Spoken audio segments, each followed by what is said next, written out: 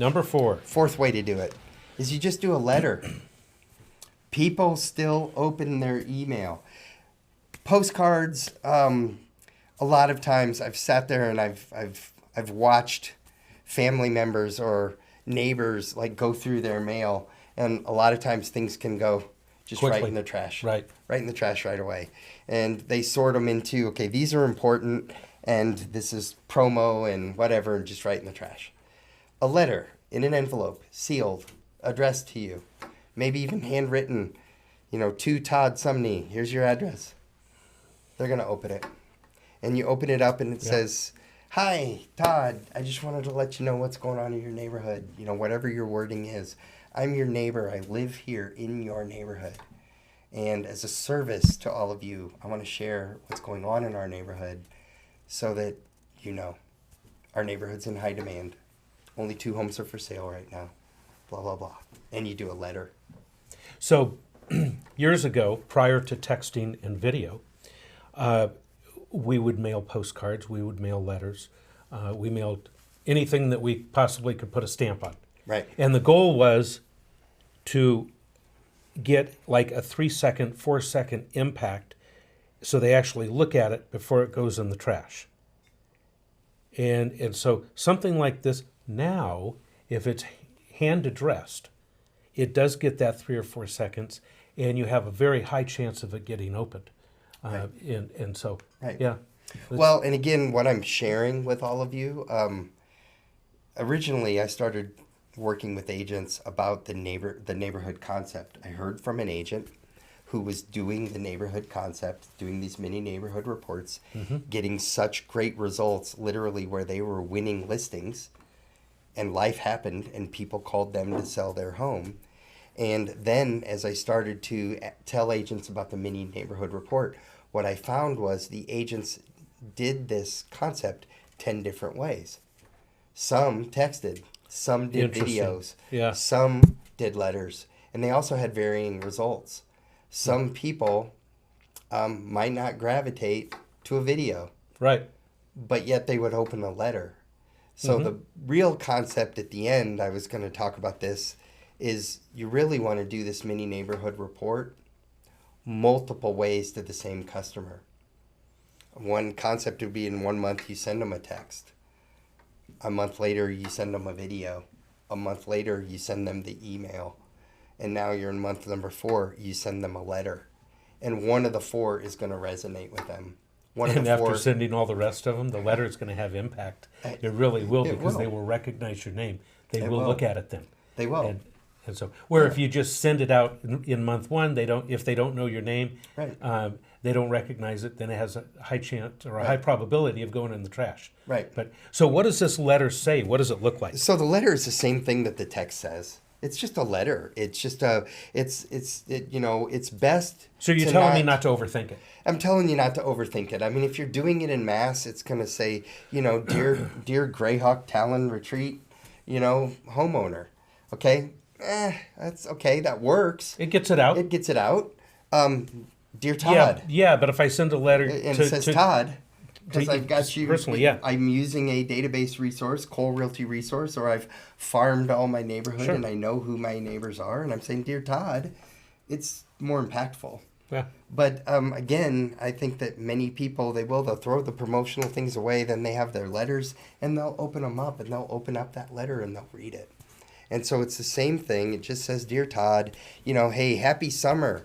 It's hot right now, and I want to let you know that the real estate industry is actually heating up too. It's spring.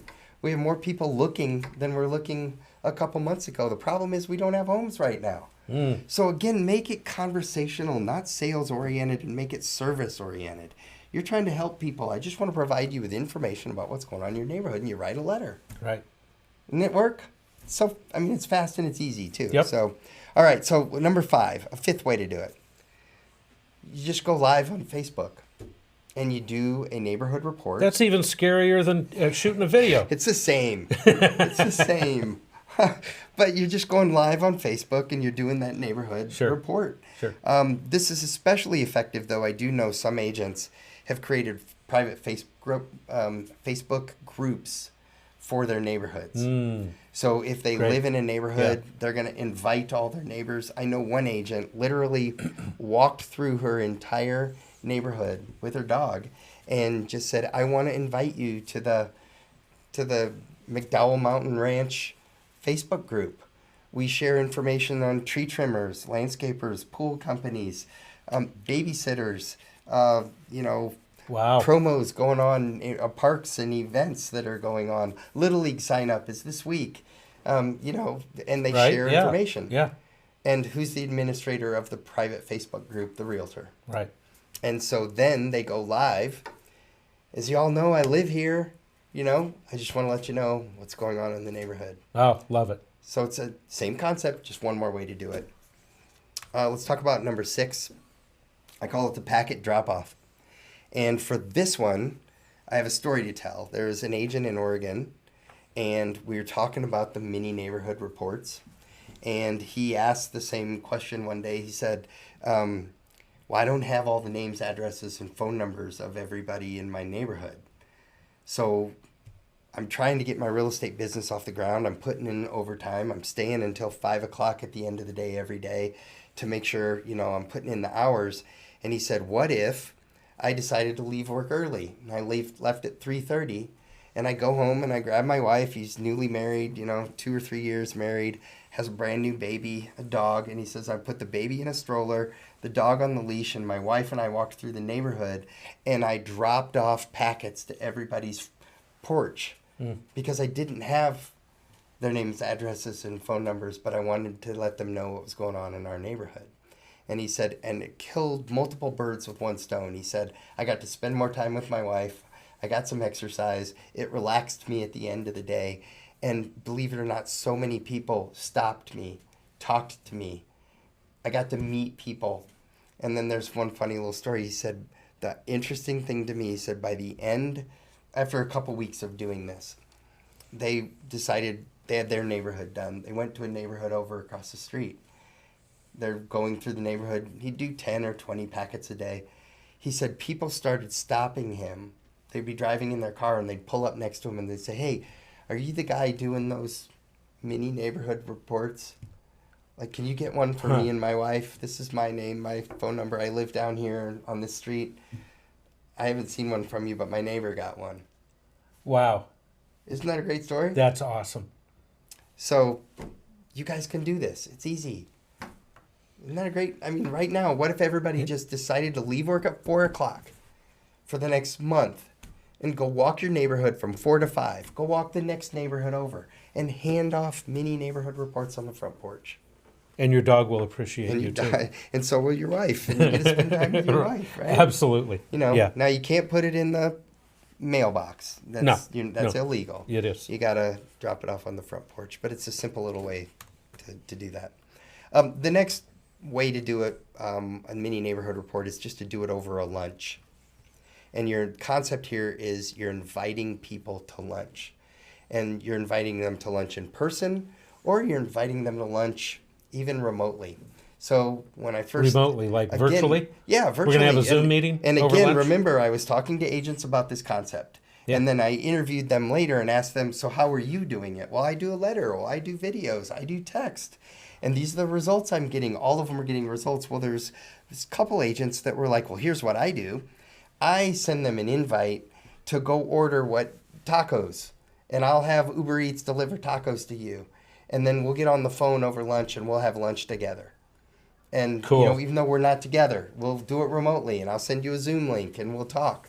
Or, you know, and some people were like, no, let's meet for happy hour. Let's meet for lunch face to face. And the concept is you're sitting there having lunch, having happy hour, and you bring up the neighborhood report. Hey, I just want to let you know this is what's going on in your neighborhood. You know, I know you bought your home 4 years ago. You have equity in your home. I just wanted to let you know, blah, blah, blah. You go through the neighborhood report. Yeah, One makes quick sense. idea. One of the agents, they told me they went to their local sandwich shop, which had brown paper bags. And on the outside of the bag, you picked your bread, you picked your meat, your condiments, your cheese, lettuce, whatever you want. Yeah. And you give it to them, and then they make your sandwich, and they give you your made sandwich at the end. And he went to them and said, hey, can I have 100 or 200 of these bags? I want to give them out to my clients, and I want to bring them here for lunch. Here, take 200. Right. So he handed out 200 lunch bags and said, hey, let's meet do for lunch. Let's do for lunch. And he got, let's just say he got 15 lunch appointments face to face with customers, resulted in X amount of sales. I mean, I love it. mini neighborhood report. That's Great ideas, right? Great idea. Okay. The eighth way. The number one buyer-seller concern. What is the number one concern? So when you're talking about an inventory shortage in the United States, and when you have that conversation, sometimes, not always, but sometimes it will turn to, well, if there's that much of an inventory shortage, my home will sell fast, but then I'll have a hard time buying one. Yeah. So their concern is... That's a real concern in today's market. It is. Their concern is, well, if I sell my home, then I'll be under stress to buy. I'll be homeless. And how do I... Yeah. So the concept here is you eliminate that concern by addressing buying before you sell. Okay. And the buy before you sell option. And so the concept here is that either via a letter or a video or a text or a phone call or however you're doing this mini neighborhood report, that you weave in the concept of buying before they sell and what their options are. So in the future, we're going to do a podcast on this very topic because I was educated at one point that consumers can actually even take money from their 401k and their spouse's 401k as a loan, a short-term loan, and use it as down payment on a home, and then as long as they pay it back within a certain time period. This sounds like another opportunity to do a quickie little video, and it's a separate contact. Yes, it is. So it's not just another way, it's another contact. Yes. And so I didn't know that was possible at the time. And I'm like, wow, you could do, that's a great way for someone to buy a home before they sell theirs, because after they sell their home, then they get that cash equity and they go pay their loan back. Right. And it's a large dollar amount that they can borrow against. Right. It's a large. So again, we'll go into that in future episodes. But real quick, for those of you that are looking on the screen, there's 4 things that you can do here, or 3 things rather. You want to make your clients comfortable, and you want to educate, you want to inform, you want to provide info, help them understand the options they have and the ways that you can help them buy before they sell or what their options are. There are also companies and services that you can basically partner with where be Knock Home certified. You can, if Knock is in your area, Knock will help them do their home swap program, right, where they buy before they sell. So again, the concept here is you're giving them multiple opportunities. Whatever in your local area works, you're giving them multiple solutions to buying before you sell, because they won't all work for the same customers. Different ones work for different. You need to give them options. But the item number 3 there is you're eliminating fear. Right.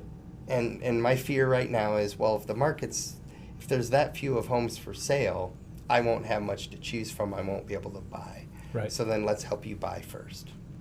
So natural progression to our discussion, right? Yep. All right, so the last one here, or 2 more here rather, number 9, the 9th way to do this is to do what's called an equity update. The equity update. Merely what you're doing is you're telling you're educating the consumer on how important building home equity is, and also how much home equity they have. And there's an interesting statistic. I was shocked when I first saw this stat up on the screen. It says, did you know 83%, or home equity accounts for 83% of the average homeowner's wealth at retirement? Wow. Did you know it was that high? I didn't. I didn't until know I it saw was it for that the high. first time. Wow. So 83% of the average homeowner's wealth at retirement comes from their home equity. But then when I think about it, yesterday when we were filming some podcasts, we were talking about a homeowner's net worth is 40 times greater than a renter's health worth. Yeah. Why? Because of the equity in their home. So when you marry these 2 concepts together, It's powerful. Yeah, it is. So the overall concept of this mini neighborhood report is that you're going to help them understand the equity they have in their home, but then you're going to send them a monthly equity digest from a paid service, or you're going to do it yourself monthly. Now, I know. Well, if I do it myself, I'm probably going to have to do it manually. Right. Right? Right. How many hours is that going to take? And that's what I'm saying. So yeah. really this is about, a paid service of some sort that's going to send a monthly equity digest. Right. Is my recommendation here. And you're going to introduce them to a mortgage expert, that goes along with it. Mm-hmm. And they're, for those of us that are here at HomeSmart, if you're listening, we have a company that's in our HomeSmart marketplace for our agents. It's Black Knight Seller Suite is a monthly digest that you can sign up for, that it will send them this monthly equity, and it talks about the equity and the value in their home, but you, the agent, your face, your photo, your information is there. And so if they take any action, they're connected to you. Right. It's your digest that you're sending them, but it's automated. And they have so it's the Black Knight Seller Suite, or sometimes they call it Percy, because the name of the product is actually Percy. So okay. it's Black Knight Seller Suite or Black Knight Percy. So should one RE. go to the URL that's on the screen, or should an agent go to the HomeSmart Marketplace? I would recommend that the agent go to HomeSmart Marketplace Okay. and click into the marketplace, go through the Black Knight Seller Suite, because there is a discount for HomeSmart agents. The URL I do have up on the screen does work. So Okay. thank you for pointing that out. And so for those of you listening, Go it's, ahead. It's blackknightinc.com/Percy, PERCYRE. So it's blackknightinc.com/Percy, RE. great. But, and the concept here, though, is some sort of a monthly digest that is branded, co-branded to you, the agent. Your photo, your name, and info is there, but you set it and forget it. Oh, I like that. Set it up one time, and every month they get a digest from you. I can set things up, and Yeah. I can easily forget things. So Well, again, that's what I want to do. I want to set things up and let it go on autopilot. So again, how this came about, I presented the concept of the neighborhood report, and then an agent, when I'm talking to them, they're like, "Oh, well, yeah, I did the neighborhood report. I'd send them out, And but I did this." I get them set up on the automated report on Black Knight." I love it. And they're like, now it's automated, and Yeah. now every now and then I get a phone call, and it's a homeowner saying, "Yeah, nothing's for sale in my neighborhood. I'm ready to I sell." love this business, and I love our HomeSmart agents, because Yeah. we get one idea and we'll get 10 great ideas back Exactly. from our agents, and so Exactly. so never stop sharing those ideas. Yes. So that's what this is about. And then the 10th way to do the mini neighborhood report is actually just pick up the phone, What? call. No, Talk the to somebody. phone still works. Phone still works. Wow. You're just going to call. You're going to say, "Hey, how you doing?" You're going to have that conversation. And in the middle of the conversation, you weave in the conversation about the mini neighborhood report. What's going on? Because there are people who don't want to text, who don't want video, who don't really want you contacting them, or maybe it's not they don't want, but they're not going to respond. Right. But they'll respond to a phone call. They will. It depends on, different people like to be communicated with different ways, and we need to understand that we need to communicate to our past clients, to our sphere of influence, anybody we know. We need to communicate with them the way they want to be communicated with, not the way we want to communicate. So something that's really, I'm smiling right now and almost chuckling, because within the last week I had a conversation with someone who, I was at a dinner table and they were talking over here to my left, and I heard the conversation was, texts to them are rude. Wow. A phone call is what I want. Yeah. And so it has, some people, they want that phone call. Uh-huh. Some people want the text. So again, we've given you 10 ways to do this, but you got to understand, some customers are going to think a text is rude, and some customers are going to think I want a phone call. So I'm going to ask you now. Yeah. Number 10 is pick up the phone and call. Right. Right? Right. What if they don't answer? Do you leave a message or not? Because there is a thought out there. There is a belief today that if you don't get somebody, don't bother leaving a message, so they're not going to listen to it anyway. Send them a text if you want them to call back. I'm going to leave that up to your best practice. I think I've that's heard probably agents. I've heard agents on both sides say, but if I'm trying to do 10 a day, I'm gonna leave 10 voicemails because I want to leave my 10, and they're gonna listen to it. Maybe they, like it's the same way I'm gonna do 10 texts. Yep. Maybe one of them thinks that the text is inappropriate and they want a phone call, but then I'll call them later. Because I guess the way that I would probably attack this mini neighborhood report is I would put a plan in place, and I would try to do my 10 a day, and then when I got done doing my 10 texts a day for however many people, my 90, my 900, whatever, then I would start doing phone calls, I would start doing videos, I would start doing the other things, because it's a year-long process, it's a 2-year process. It's creating that engagement that when life happens.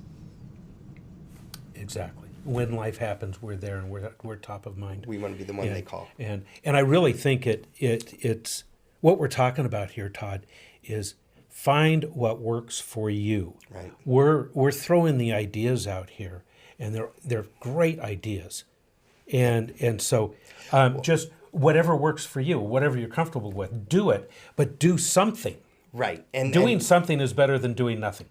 Exactly, and that's why what I have up on the screen for those that are listening, it says 90-day challenge, and then it's got the 10 ways that you can do a mini neighborhood report: text, email, video, the buyer letter, the seller letter, the Facebook Live, packet drop-off, the lunch, the buyer or seller concern, and the equity update and call.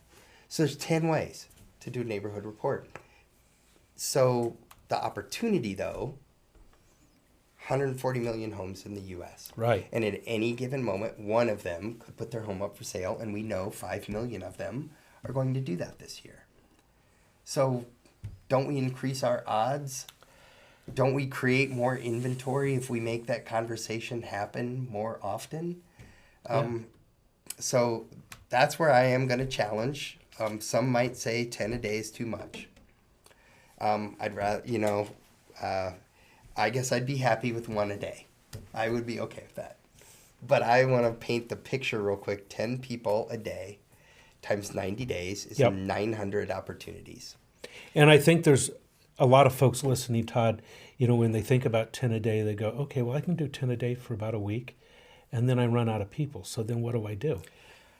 But then that's where I think we've given some solutions about farming neighborhoods, branching out your horizons. Don't let your mindset hold you back.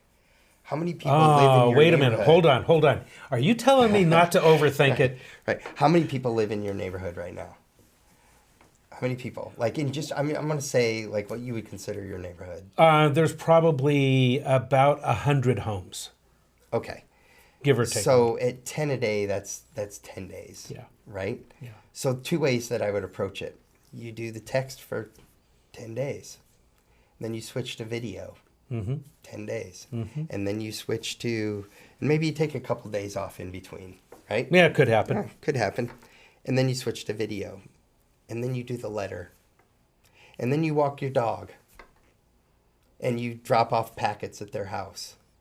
And then you do a Facebook Live on your sphere or whatever.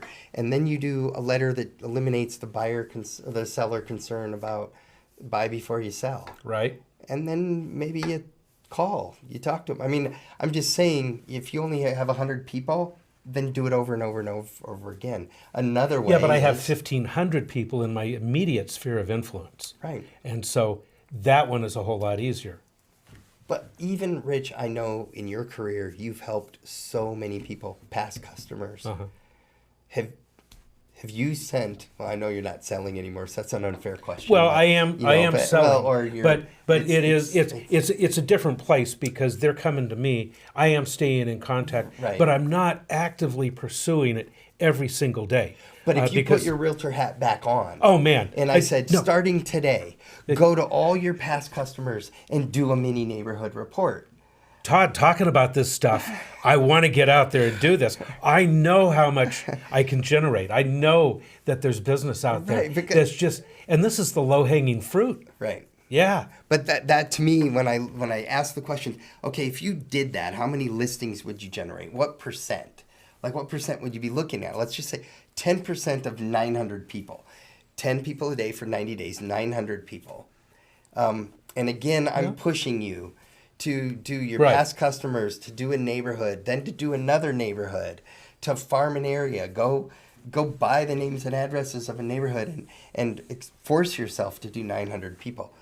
10% of that, 10% would be 90. Well, 1%. So 1% return on your effort would be 9. Well, nine listings. sales would impact just about anybody's life. Right. 9 additional sales. 9 additional sales for what you're doing. Yeah. So therefore, what I would challenge any agent is, okay, you have a certain cadence to your life right now. Mm-hmm. Let's disrupt that a little bit, and I'm going to ask you to get up an hour early and work in an extra hour somewhere throughout your day, early in the morning, at lunch, at the end of the day, and commit in 60 minutes in that day that you're going to do this neighborhood report. Because again, the opportunity is so big. 140 million homes in the U.S. We have an active inventory problem. So those people are at some point are going to move. Life's going to happen. So a mini neighborhood report is a thing that just seems to result in listings. So that's where I ask everybody, sit down. If you're viewing this on the video, I have up on the screen, write down on a piece of paper your average sales price. Then put your average gross commission income based on that sales price. And then put a round number of the number of new listings you think you could do next year. So if it was 9 times your average GCI, what would that do to the overall revenue of your business?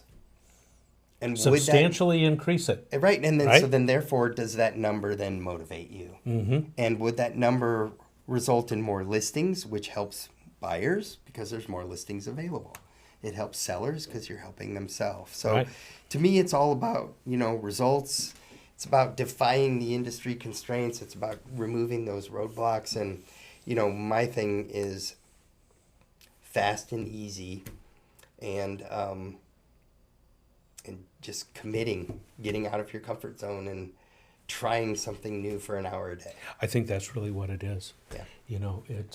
It's committing to do something. Right. And why not commit to do something that produces results? Right. Maybe stop doing something that is not producing results. Right. And put this in its place. Right. So there you have it. That's your mini neighborhood report. We talked about the opportunity. We talked about the concept of the neighborhood report. And then we showed you 10 simple, easy ways to go implement it. So I really appreciate all of you listening and joining in with all of us today.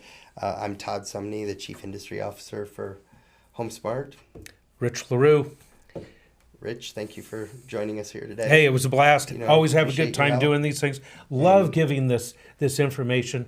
And let us know if we are hitting the mark with you. Right. If we're hitting the nail on the head, let us know. If we're missing it, let us know. We'd love your feedback. Right. So thank you all. That'll do it for this episode. We'll see you back on future episodes of the Real Estate Podcast.